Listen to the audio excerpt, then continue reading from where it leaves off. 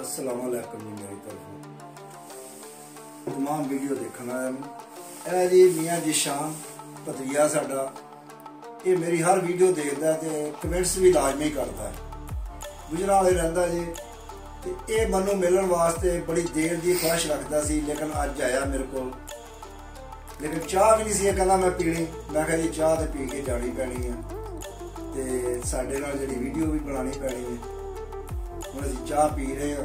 मियाँ जिशान साहब दसो कोई साडे वीडियो के मुतल्लक कोई। हाँ जी, बहुत अच्छी माशाल्लाह वीडियो बनाते हैं।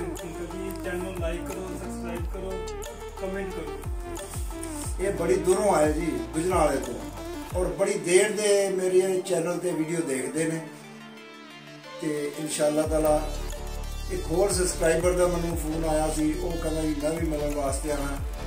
मैं तो बड़ा खुश होंदा जो कोई मिलने वास्ते आए, उसकी मेहमान नवाजी करके मैनू बड़ी खुशी होती है।